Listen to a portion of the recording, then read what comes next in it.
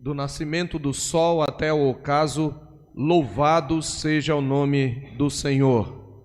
Amém. Queridos, eu os convido a abrir a palavra de Deus em Lucas capítulo 12. Nós leremos do versículo 13 até ao 21. Lucas 12, de 13 a 21 é o nosso texto. Nesta noite eu quero falar sobre esta advertência contra a avareza. Esse é o título da nossa mensagem, uma advertência contra a avareza. É isso que nós temos neste texto. Diz assim a palavra do Senhor. Nesse ponto, um homem que estava no meio da multidão lhe falou: Mestre, ordena meu irmão que reparta comigo a herança. Mas Jesus lhe respondeu: Homem, quem me constituiu juiz ou partidor entre vós?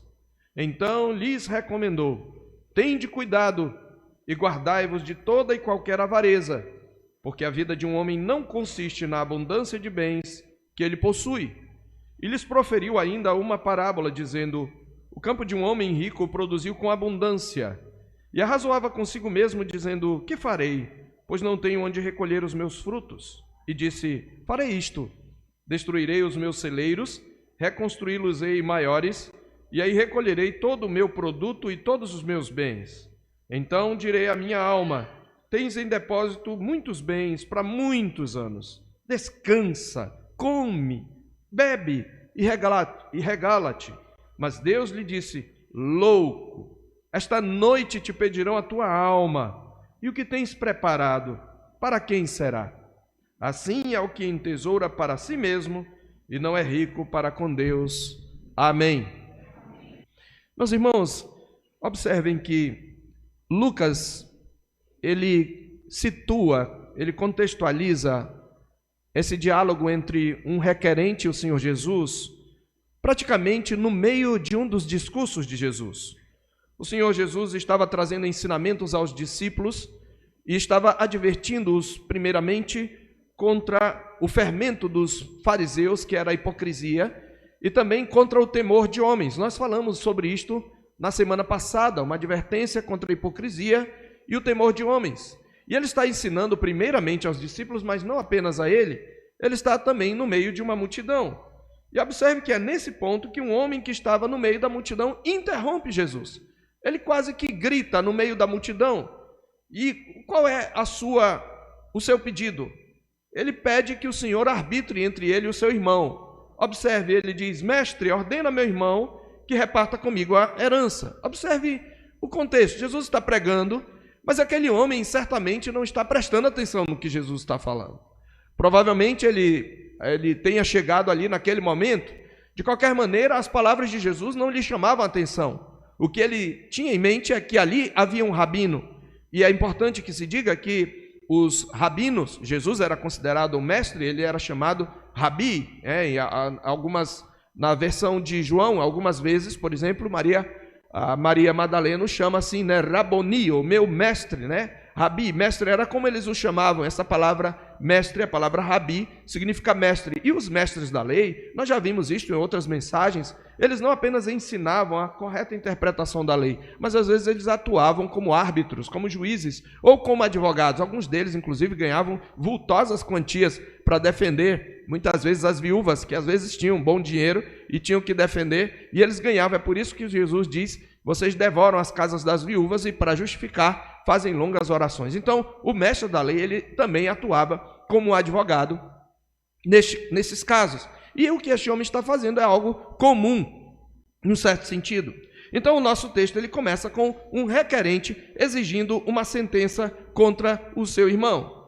Na verdade, eu quero começar mostrando que a sua causa, ao que parece, é justa. Veja, ele não está pedindo para ficar com todos os bens, ele está pedindo que o seu irmão reparta a herança. É de se pensar que se os seus pais deixaram, ou o seu pai deixou alguma herança, que essa herança seja dividida entre os irmãos, e ao que parece o seu irmão não estava querendo fazer isto. Então, a sua causa é justa, mas os seus métodos e a sua motivação estão errados. E aqui uma primeiríssima lição que já me vem à mente, eu quero trazer para você. Às vezes, a sua ira, a sua indignação, a sua causa, o seu pleito pode ser justo, ainda assim, o seu coração pode ser motivado por pecado, e aí a sua injustiça se tornou, como a Bíblia diz, trapo de imundície. Não basta você estar certo na sua causa, você precisa estar certo nas suas motivações, naquilo que o move. Então este é um grande princípio que nós aprendemos aqui. Veja, mas qual é o problema com esse homem? Primeiro, ele dita a sentença, ele atua como juiz, ele já está dando para Jesus a sentença. Mestre, ordena ao meu irmão, ele já decidiu o que ele acha justo e ele tenta usar Jesus. Mas não só isso, isso demonstra as relações entre ele e o seu irmão que já estão cortadas. Ele quer resolver o conflito mediante uma separação total. É isto que a sua expressão usada, ela indica, ela sugere. Ele não quer mais conversa com o irmão, ele só quer a parte que lhe cabe, ou seja, o seu relacionamento pessoal com seu irmão, a unidade familiar não é o maior valor, mas os bens que ele julga ter o direito de receber. Então Jesus responde como um juiz. É interessante que Jesus responde como um juiz sobre eles e não um juiz entre eles. Essa é a atitude de Jesus, como sempre. Jesus vai então ao ponto central, à raiz do pleito daquele homem. Jesus atua como um juiz sobre eles e não entre eles. Primeiro, Jesus se recusa ao papel de divisor. Verso 14. É interessante que, se fosse um rabino, ele logo iria procurar ver as vantagens que isso teria para ele economicamente. Ele ia com certeza negociar com esse jovem quanto que ele receberia de comissão. Mas Jesus vira para ele e de modo duro só diz assim: homem, quem me constituiu um divisor entre vocês? E Jesus aqui não está apenas dizendo quem me constituiu juiz, porque ele é juiz, ele é o justo juiz. Aliás, é por meio dele que Deus há de julgar vivos e mortos, a Bíblia diz. Ele é o justo juiz. Porém, ele está dizendo, eu não sou divisor entre vocês. Na verdade, veremos no capítulo 13 que Jesus, num certo sentido, causa divisão, porque quando ele vem para a vida de alguém, isso gera uma relação de inimizade entre aqueles que são dele e aqueles que não são dele. Porém, aqui ele não veio para dividir famílias em torno de um interesse pessoal. Jesus julga então a verdadeira motivação daquele homem. Qual é a verdadeira motivação daquele homem? A avareza. O que aquele homem tem é o amor pelo dinheiro e pelas riquezas. O que ele ambiciona é possuir mais. Possivelmente ele já tinha alguma coisa.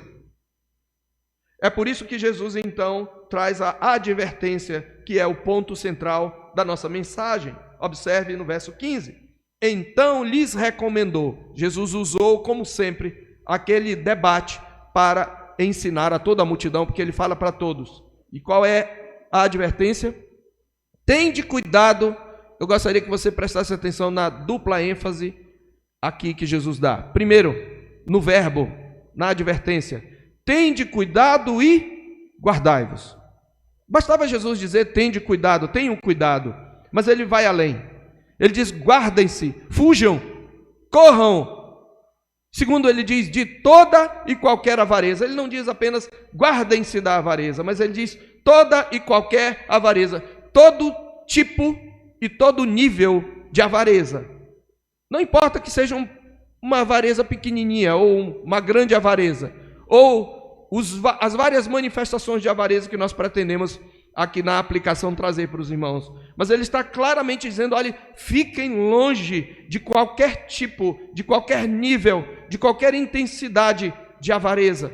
Guardem-se desse pecado. E aí ele traz um princípio geral, uma parábola e um segundo princípio geral, fechando o seu ensino.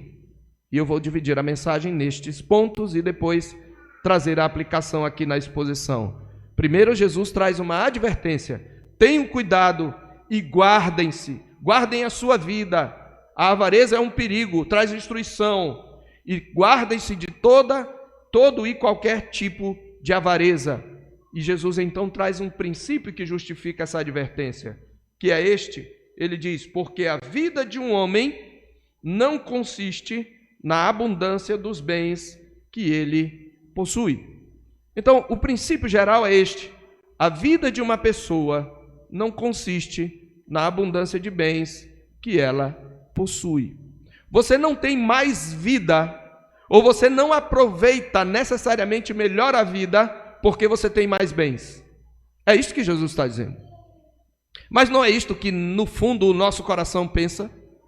Não é isto que no fundo o mundo busca? Quando eu tiver uma casa melhor, ou talvez eu não tenha, eu só alugo uma casa, quando eu tiver uma casa, eu vou ter uma vida melhor. A gente fala, fulano é bem de vida, né? O que é bem de vida? Porque fulano tem riquezas. Jesus está dizendo não. E nós, na verdade, queridos, só consideramos isto por causa da teimosia do nosso coração, porque nós sabemos, nós conhecemos pessoas que têm os celeiros abarrotados de bens e não desfrutam da verdadeira vida, são infelizes, são angustiadas, são deprimidas, são raivosas, são mal-humoradas, são infelizes. Jesus está dizendo, a vida, o desfrutar da vida na sua plenitude não depende da quantidade de bens que você tem. Como disse um certo personagem de um filme, muitos homens felizes voltam fedendo e cansados para a sua casa. É este o princípio. E o que isto significa, destrinchando um pouquinho esse princípio, o que Jesus quer dizer é que o sonho da vida abundante nunca será realizado mediante o acúmulo de bens. O sonho da vida abundante, dentro desse princípio, se a vida de um homem não consiste na abundância de bem que possui, o sonho da vida abundante, da vida feliz, nunca será realizado mediante o acúmulo de bens. Nunca. Por isso, o desejo por coisas materiais logo se demonstrará insaciável com o passar do tempo. Você já percebeu como o desejo por coisas materiais é insaciável? Você compra uma roupa nova, um vestido novo, uma biju nova. Mas aí passa aquela amiga com a outra biju. E onde você comprou isso? Nossa, eu nunca tinha visto. Eu preciso de uma dessas. E aí você compra aquela bijuteria nova ou aquela semijoia nova. Mas eu não tenho um vestido, uma calça, uma blusa que combine. Eu preciso de uma calça, de uma blusa que combine. Ou você compra um carro novo, eu preciso de um carro, porque a moto não me é suficiente, eu tenho filhos, então eu preciso de um carro novo. E você compra um carrinho aí semi-novo, mas aí você chega e tem o carro do irmão que é zero. Puxa vida, no próximo ano, se Deus quiser, eu vou comprar um carro zero, porque carro zero não dá problema. E você compra um carro zero popular, mas aí você encontra um outro carro que é câmbio automático, direção hidráulica. Mas é muito melhor a direção hidráulica. Eu vou comprar um carro e não tem fim. Quem aqui, dentre vocês, inclui a mim, não pensa que eu preciso de algo mais, materialmente falando? Eu penso. Estou confessando o meu pecado para os irmãos. E tenho que todos os dias combater a avareza do meu coração. Então, meus queridos, o desejo por coisas materiais com o tempo logo se demonstrará insaciável.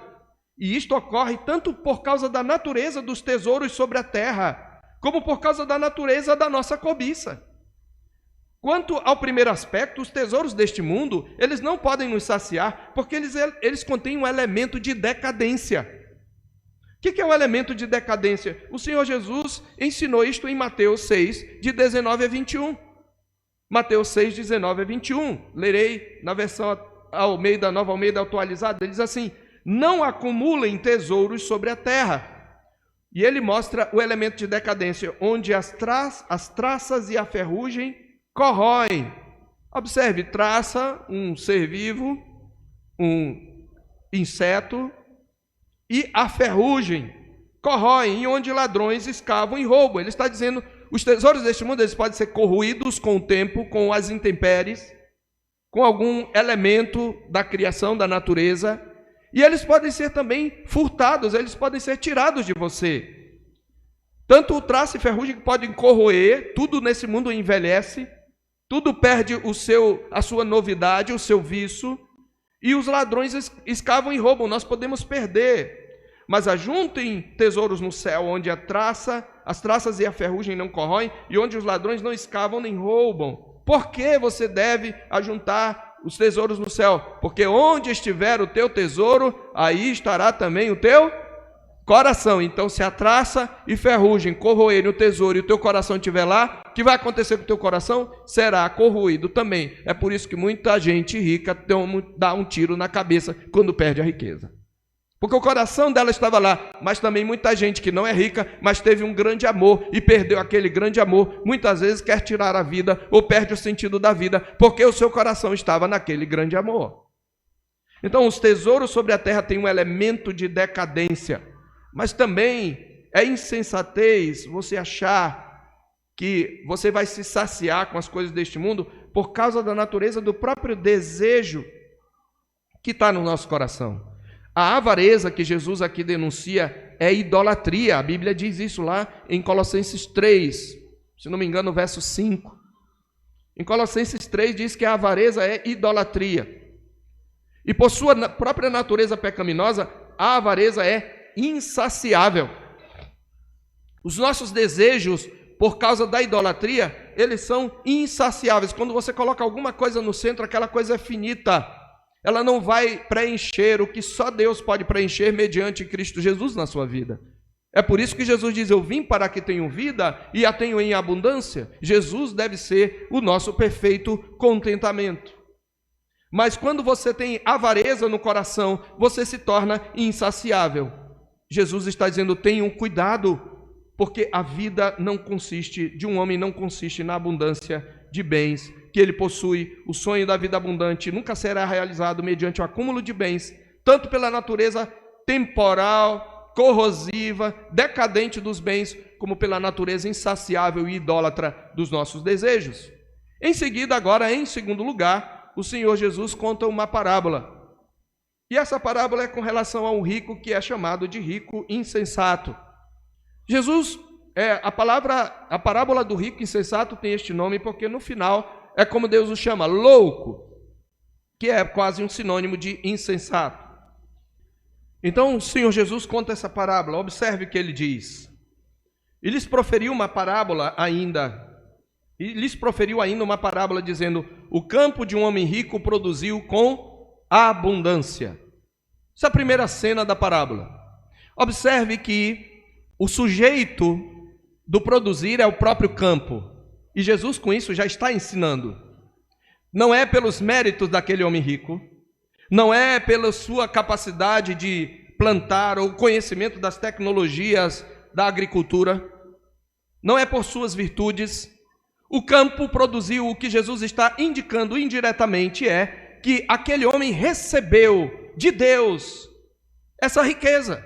Ele já era rico e ele recebeu mais riqueza ainda. Os bens são herdados, esse é o ponto. Um homem rico herdou mais bens. E aqui vem então um princípio nessa simples declaração de Jesus na primeira cena. A riqueza é uma dádiva de Deus e não um fruto do nosso trabalho potencial. Grave isto e anote isso. A riqueza é uma dádiva de Deus e não fruto de nosso trabalho potencial. Muita gente, quando consegue alguma coisa, bota na rede social, aí vai um monte de herege, até mesmo no meio deles crentes, dizendo, você merece, ninguém merece coisa alguma.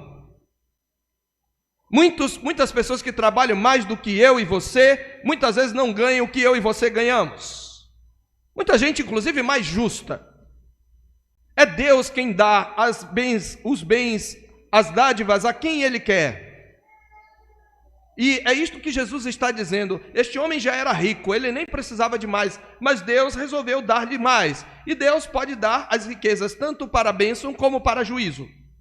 As riquezas foram feitas para serem bênçãos. Todas as coisas que nós desfrutamos desse mundo são dádivas de Deus, mas elas quando se tornam centrais, elas podem ser maldição.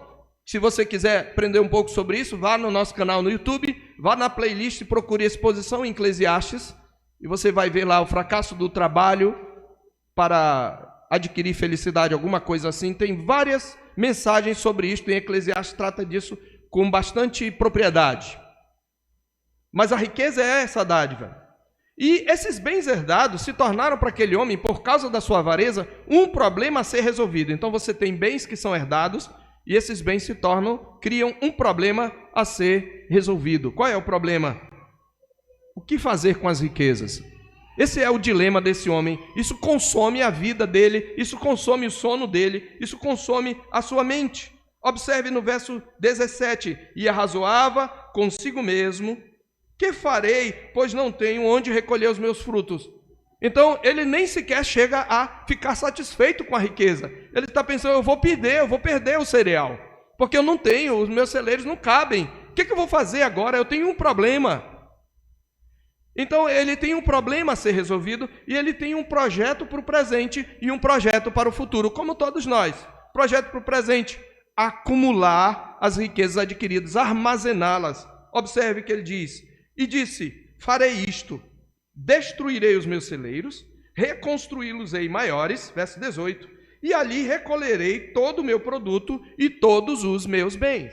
Já sei o que eu vou fazer mais celeiro para ter mais depósito, maior depósito, e aí eu tenho mais riqueza. Veja, ele já era rico, ele tem esse plano para o presente, mas o seu projeto também visa ao futuro. Então, qual é o plano para o presente? Acumular as riquezas adquiridas. Segundo, plano para o futuro: desfrutar sozinho das riquezas adquiridas. Desfrutar sozinho das riquezas adquiridas.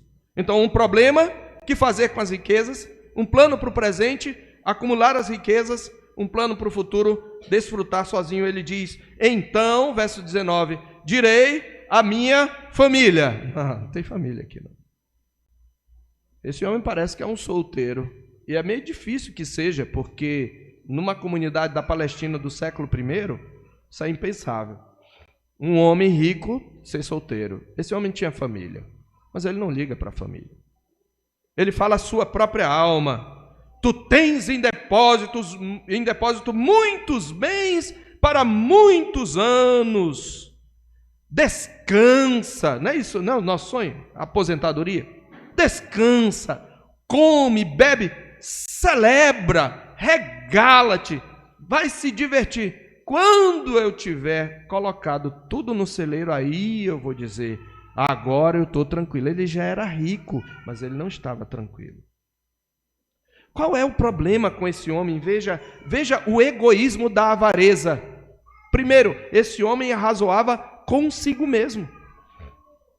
Ele não conversou com ninguém, não conversou com mulher e filhos. E na Palestina do primeiro século, sobretudo nas comunidades, nas pequenas comunidades, era muito comum que um homem que tivesse muitas riquezas, ele discutisse com os anciãos da cidade, com os seus amigos, como ele poderia melhorar os seus negócios. Isso era muito comum, porque as comunidades da Palestina, elas eram muito gregárias, né? Era uma coisa muito coletiva. Então era de se esperar que esse homem se reunisse com outros e com certeza com os familiares, mas ele diz que ele arrazoava. Pretérito imperfeito significa que ele ficou matutando, pensando, noites talvez a fio: o que é que eu vou fazer? Ele não busca conselho, ele não busca sugestões, ele não consulta a família, ele não considera ninguém. E sabe mais, com certeza, e isso está subentendido aqui, quando alguém tinha muitas riquezas, normalmente chamava o sacerdote ou a pessoa responsável para recolher o dízimo. A pessoa ia lá no celeiro mesmo para recolher o dízimo, mas nem isso ele pensa em devolver para Deus o que pertence ao Senhor. Este é o egoísmo deste homem. Então você tem os bens herdados. Esse homem os trata egoisticamente e agora, na última cena, os bens são retirados. Bens herdados, agora bens retirados. Olha o que diz: mas Deus lhe disse, verso 20. Deus disse para esse homem, cheio de riquezas: louco, insensato, tolo, esta noite te pedirão a tua vida. Alma aqui é a vida. Esta noite te pedirão a tua alma, e que você tem preparado, você não vai levar. Para quem você vai deixar, você nem pensou nisso. Esta noite te pedirão a tua alma. E aqui vem um ensino maravilhoso do Senhor Jesus. Porque essa palavra pedirão, ela é uma palavra de caráter bancário, econômico, financeiro. A ideia de alguém que emprestou algo e está pedindo de volta. Então o que Jesus está dizendo, olha, nem a tua vida te pertence, ela foi dada, ela foi emprestada, e esta noite eu vou pedir a tua vida de volta. Ela me pertence e ela vai ser devolvida para mim. É isto que Jesus está dizendo. Você não tem de fato nada neste mundo. A Bíblia mesma diz que nada temos trazido para este mundo e nada podemos levar dele, mas sobretudo nem a sua vida lhe pertence. Tudo pertence a Deus. E você é só um mordomo. É isso que ele está dizendo. A própria vida é um empréstimo que a qualquer hora pode ser cobrado. Mas um outro ensinamento que Jesus traz é que a avareza produz solidão. A avareza produz solidão. Esse homem é solitário. Não é à toa que diz a palavra de Deus, lá no livro de Provérbios, que o solitário procura o seu próprio interesse. Está em Provérbios 18:1. O solitário busca o seu próprio interesse e insurge contra a verdadeira sabedoria. É interessante isso, o solitário busca o seu próprio interesse. Como assim, pastor? Normalmente as pessoas solitárias, elas são solitárias porque elas não confiam nos outros, elas acham que ninguém pode me preencher, eu prefiro ficar sozinho lambendo as minhas feridas. É assim que é o solitário. E às vezes ele, mesmo quando tem riqueza ou não tem riqueza, quando ele é egoísta, essa palavra solitária que é mais do que alguém que fica só, é alguém que se isola dos outros. Este é o ponto. Ele no fundo está buscando o seu próprio interesse. E é assim o avarento. Ele busca o seu próprio interesse, e ele está só, e ele nem pensou para quem ele vai deixar. Esse homem, ele comete o erro que o autor de Eclesiastes denuncia. Eu peço que você abra lá, em Eclesiastes capítulo 6. Capítulo 6, verso 1 em diante. E depois nós leremos o capítulo 4 também. Mas o capítulo 6 fala mais da mesma consequência que esse homem tem. Há um mal que vive debaixo do sol e que pesa sobre os homens. O homem a quem Deus conferiu riquezas, bens e honra, e nada lhe falta de tudo quanto a sua alma deseja, mas Deus não lhe concede que disso coma, antes o estranho o come, também isto é vaidade e grave aflição. Se alguém gerar 100 filhos e viver muitos anos até avançada idade, e se sua alma não se fartar do bem, e além disso não tiver sepultura, digo que um aborto é mais feliz do que ele. Mas por que esse homem não deixa nada, ele não tem ninguém? Capítulo 4, o autor de Eclesiastes também fala, capítulo 4, versículo 7. Então considerei outra vaidade debaixo do sol, isto é, um homem sem ninguém, não tem filho nem irmã, contudo não cessa de trabalhar, e seus olhos não se fartam de riquezas, e não diz, para quem trabalho eu, se nego à minha alma os bens da vida? Também isto é vaidade e enfadonho trabalho. Ah, meus irmãos, quantos casais, porque as mulheres também caíram nesse pecado, que os homens já estavam. Eles passam o dia inteiro, dia e noite, construindo a sua vida, construindo com riquezas, e eles não investem na sua vida com Deus, na sua vida como família, e no final das contas eles ficam com tantos bens, mas eles não têm o desfrutar da verdadeira abundância. E é isto que aconteceu com este homem. E Jesus então termina com outro princípio geral. E esse princípio geral é: a verdadeira riqueza só pode ser desfrutada em Deus e para Deus. A verdadeira riqueza só pode ser desfrutada em Deus e para Deus. É isso que Jesus diz. Assim, louco é o que entesoura para si mesmo e não é rico para com Deus. Ou seja, ele não considera as riquezas dádivas de Deus e por causa das riquezas recebidas ele não dá graças a Deus, não o glorifica. Ele não desenvolve com Deus um relacionamento pessoal. Ele não busca conselho de Deus sobre o que fazer com sua riqueza. Este homem é louco.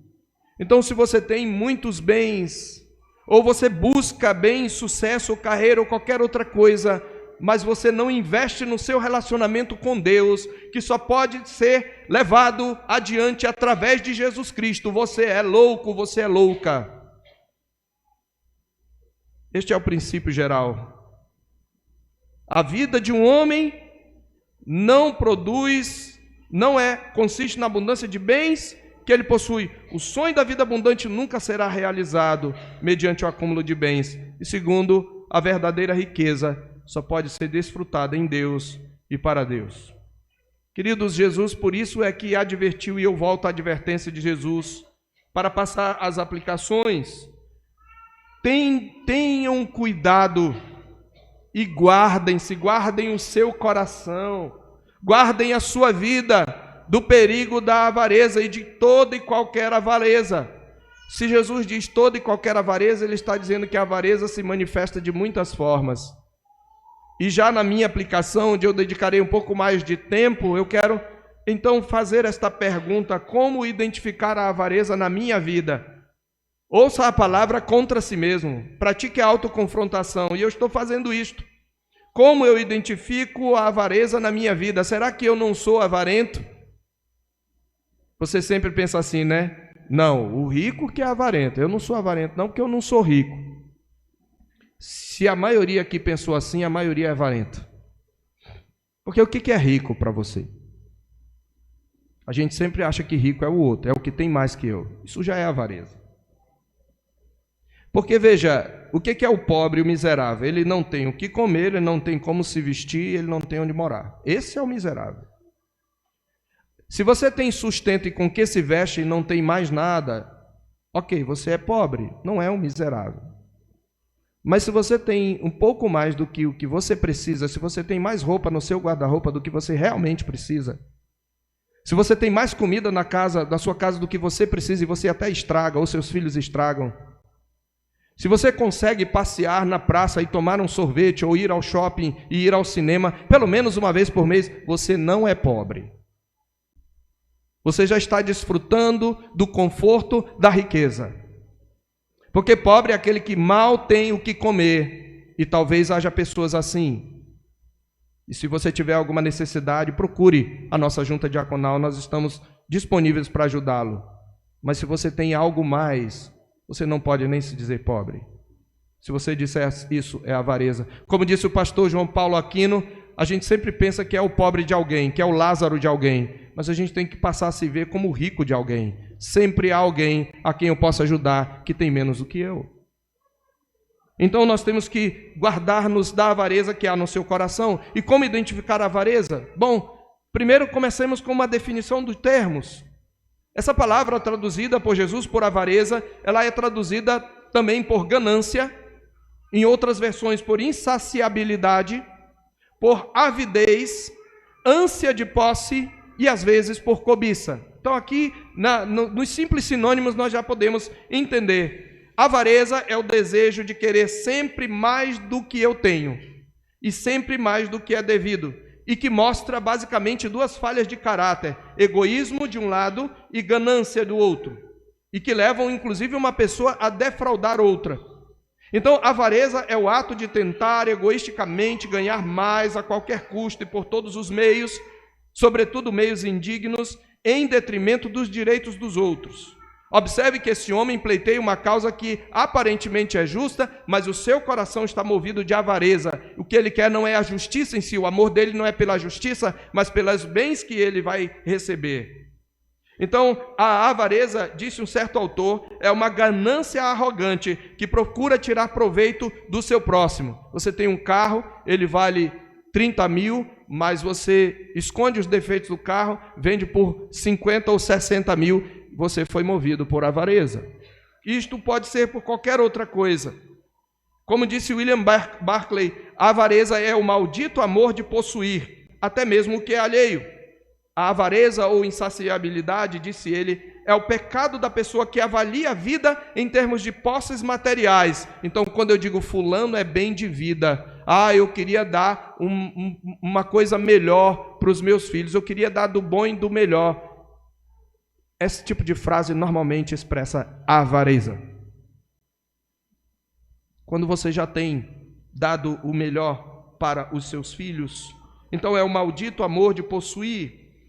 A avareza ou insaciabilidade, então, ela avalia a vida em termos de posses materiais, e o desejo é sempre obter e nunca dar. Esta é uma das características do mundo sem Deus, que é oposta à generosidade cristã. Em Romanos 1:29, descrevendo o estado de depravação total, ele diz: cheios de toda impureza, de toda avareza.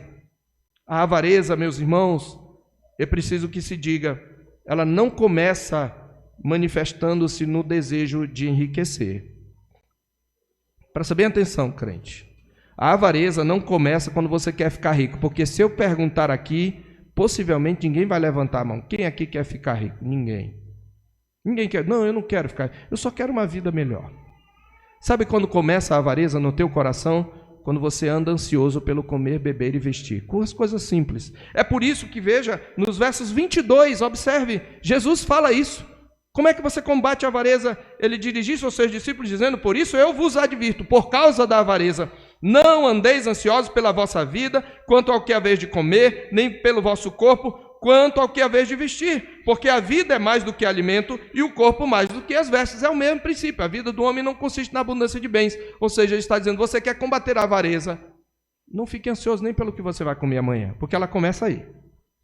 Ninguém quer enriquecer, eu só quero um pouquinho mais, eu só quero uma vida melhor, eu só queria uma... É justo, isto é avareza. A avareza, queridos, portanto, manifesta-se no apego às coisas em detrimento das pessoas. Devemos amar as pessoas e usar as coisas, mas o avarento ama as coisas e usa as pessoas. Por isso, ele tem dificuldade de compartilhar o que tem com os outros. Nós devemos distinguir, obviamente, meus irmãos, o zelo legítimo daquela pena que você tem, daquilo que você possui. O ser econômico e zeloso, poupar é uma coisa. Se você é um bom mordomo, você tem que poupar. Mas ser muquirana e penoso é outra coisa. Ser zeloso é uma coisa, mas ser penoso é outra. Mas a avareza, preste atenção, ela não se manifesta só no reter riqueza. Ela não só se manifesta no que a gente chama de mão fechada. Não. A avareza também ela se manifesta no consumismo, viu? Porque o que é o consumismo? É você gastar dinheiro para ter mais bens. Seja um vestido, uma calça, um novo iPhone, uma nova TV, uma casa melhor. Você gasta. Então preste atenção. Você pode dizer assim: não, pastor, eu sou livre disso aí, porque dinheiro para mim só serve para gastar e passar troco. A gente pensa que avarento é somente aquele que retém demasiado suas posses. Mais uma vez, preste atenção, que o consumismo é fruto do desejo de querer sempre mais coisas. Ele é uma das expressões mais flagrantes da avareza no nosso mundo. E as propagandas, elas nos insuflam ao consumismo, elas nos incitam o consumismo. Então, o gastão é tão ou mais avarento do que o muquirana. Pois é. É a avareza que produz a compulsão para comprar e possuir o que não necessitamos. Ah, eu vi aquilo lá, eu quero um, eu preciso de um. Com raras exceções. Portanto, a avareza é um pecado de toda pessoa que se mete com agiotas por causa dos gastos irresponsáveis. A avareza é o maldito amor de possuir. Não é só a avareza que leva você a algumas coisas como dívidas. Você pode ser insensato na forma como administra, mas há muitas pessoas que compram. Mas a avareza também, querido, se manifesta no uso da posição ou status em benefício próprio. Aquela ideia do quanto mais se tem, mais se quer. Em 1 Tessalonicenses, capítulo 2, verso 5, o apóstolo Paulo mesmo se defende, porque alguns parece que diziam que ele era movido por avareza. Ele diz no capítulo 2, verso 5, a verdade é que nunca usamos de linguagem de bajulação, como sabeis, nem de intuitos gananciosos. A palavra aqui, ganancioso, é avarentos. Deus disto é testemunha. Alguns o acusavam disto. Então, muitas vezes você pode bajular com intuitos gananciosos, ou seja, com o intuito de obter algum tipo de favor. Aqui Paulo trata de líderes espirituais. Em 2 de Pedro, capítulo 2, verso 3, Pedro denuncia os falsos mestres que são movidos pela avareza. Em 2 de Pedro 2, 3, também movidos por avareza farão comércio de vós com palavras fictícias. Para eles o juízo lavrado a longo tempo não tarda e a sua destruição não dorme. Os falsos mestres são movidos, via de regra, por avareza. Então, a avareza, ela é uma doença oportunista que frequentemente ataca quem está no poder. A ganância é a gripe dos políticos, mas não contamina só os altos escalões. Em campanhas políticas são muitos os que vendem a sua alma por um cargo melhor, seja uma direção de escola ou de qualquer departamento do governo, ou mesmo um emprego. Aliás, muitas igrejas flertaram e ainda flertam com o poder político para obter vantagem, o que mostra que estão contaminadas pela avareza. Há também políticas públicas de fachada, estradas esburacadas e inacabadas, instituições públicas sucateadas e falidas. Tudo isso é consequência desse câncer chamado avareza, e que atinge não só o político lá em cima, mas o pobre aqui, que ajuda a desviar dinheiro para ganhar uma quantiazinha. Cerca de mais de 15 bilhões escoam anualmente só da Previdência Social, com aposentadorias fantasmas, pessoas que já morreram e que continuam recebendo pensão, aposentadoria. A corrupção, meus irmãos, é filha da ganância. Por isso nada dá mais prejuízo do que a avareza. A avareza, talvez você não saiba, ela se manifesta também no sexo ilícito. É a insaciabilidade que leva ao vício sexual e à prostituição, à fornicação. Porque a essência da prostituição é o desejo de desfrutar o corpo de um outro, do qual eu não tenho direito, numa relação proibida, onde o outro é coisificado, tornando-se objeto do meu prazer. O casamento é a alternativa de Deus à prostituição, à fornicação, que é fruto dessa avidez sexual e um comportamento típico dos pagãos. Qual é a base bíblica, pastor? 1 Tessalonicenses 4. A partir do verso 3, olha o que o apóstolo Paulo diz. Pois esta é a vontade de Deus, que vos abstenhais da prostituição, da fornicação. Que cada um de vós saiba possuir o próprio corpo em santificação e honra, não com o desejo de lascívia como gentios que não conhecem a Deus. Verso 6, esse é o que deve ser sublinhado. Que nesta matéria ninguém ofenda nem defraude a seu irmão. Essa palavra defraudar, sublinha aí, é a forma verbal da palavra avareza. A palavra avareza no grego é pleonexia, e aí o verbo é pleonektei. Ou seja, a prostituição, ela é movida por uma ganância, por um desejo de possuir o corpo do outro como um objeto do meu desejo, de maneira egoísta.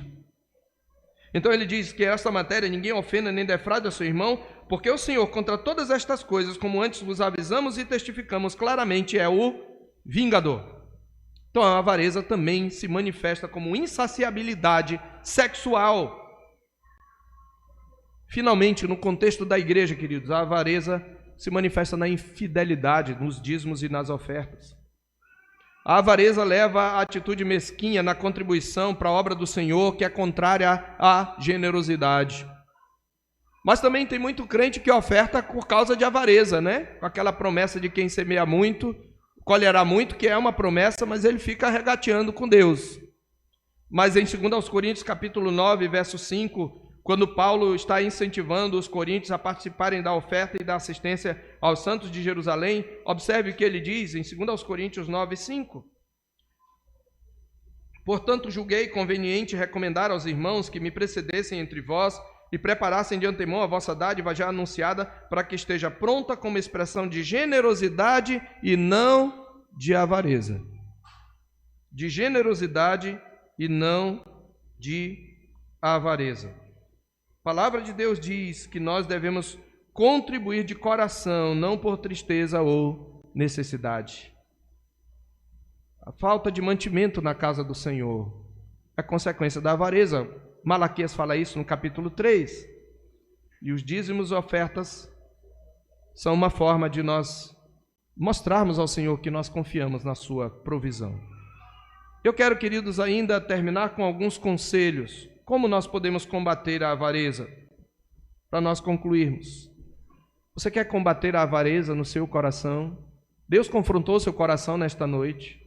Ele mostrou a avareza no seu coração, em algumas das suas formas, que eu aqui, um tanto quanto rapidamente descrevi.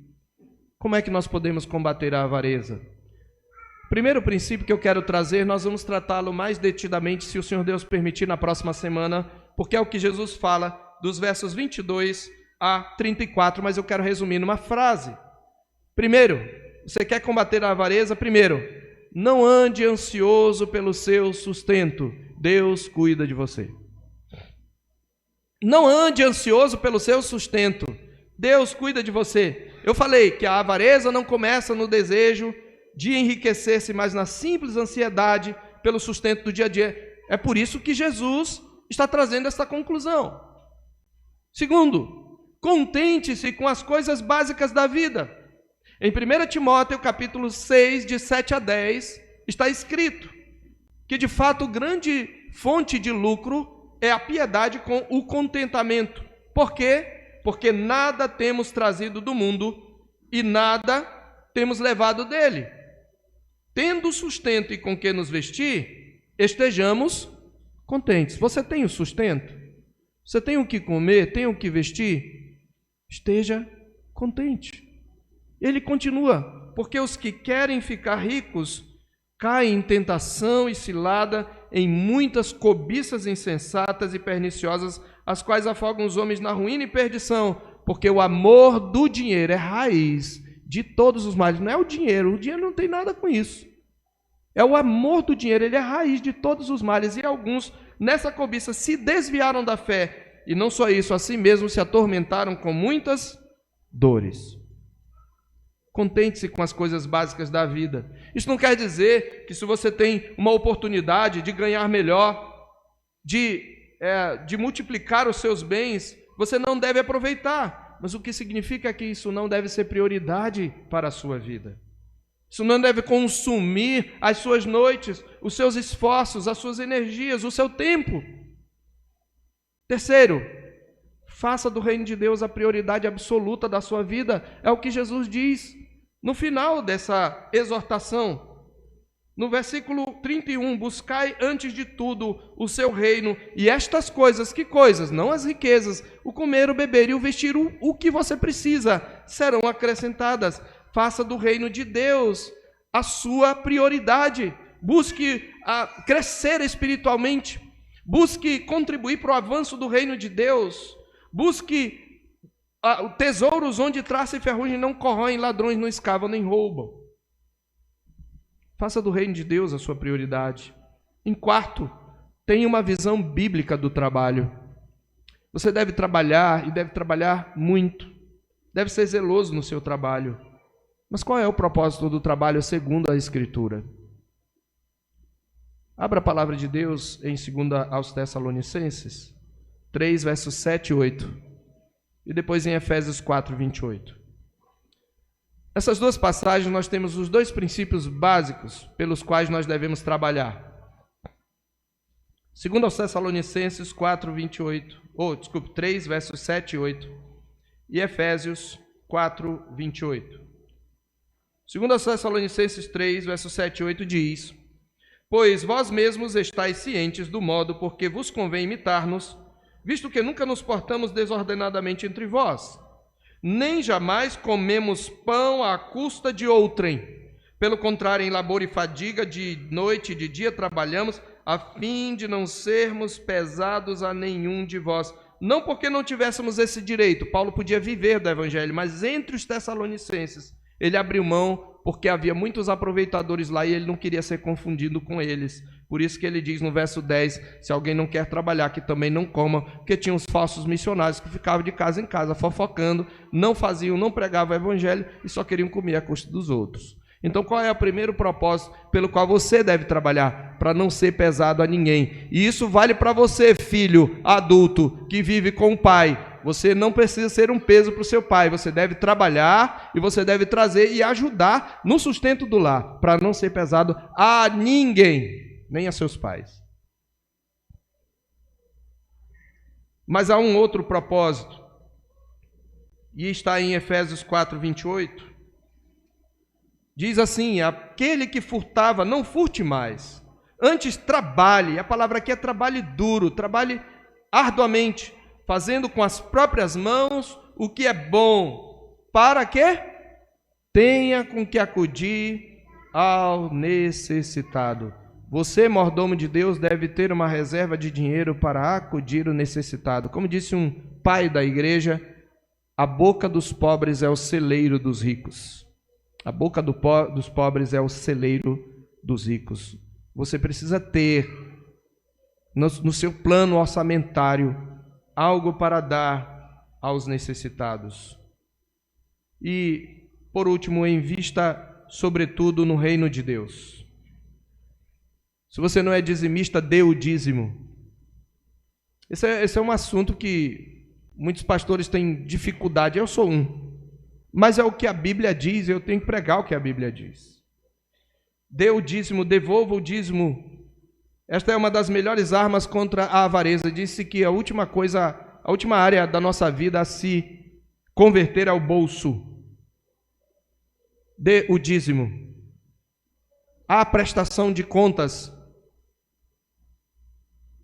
Coloque na casa do tesouro. Invista no reino de Deus. Invista na obra missionária. E se Deus tem dado a você mais do que a outros, desenvolva um ministério de contribuição. Esta é uma forma muito boa de você vencer a avareza. Que o Senhor Deus, meus irmãos, nos abençoe e nos dê a graça de nos guardar da avareza e combater a avareza em nosso coração. Vamos orar? Senhor nosso Deus e Pai, nós te louvamos porque a tua palavra nos confronta. O que estava no coração daquele homem, Pai, nós confessamos, muitas vezes está no nosso coração. As coisas têm um brilho, ó Deus, a concupiscência dos olhos nos leva muitas vezes a considerar diversão, consumir, comprar, o que mostra que nós temos avareza em nosso coração. Quantas vezes nos comparamos a outros e nos sentimos desfavorecidos e infelizes, porque nós, no fundo, avaliamos a vida pelos bens que possuímos. Livra-nos, ó Deus, da avareza. Livra-nos da avareza que usa os outros como objeto do nosso prazer, das nossas ambições, seja na área sexual, seja na área afetiva como um todo, seja na área financeira. Ajuda-nos, Senhor, livra-nos do consumismo, que o Senhor tenha misericórdia de nós. Ajuda-nos, ó Deus, nós te pedimos em nome de Jesus. Amém.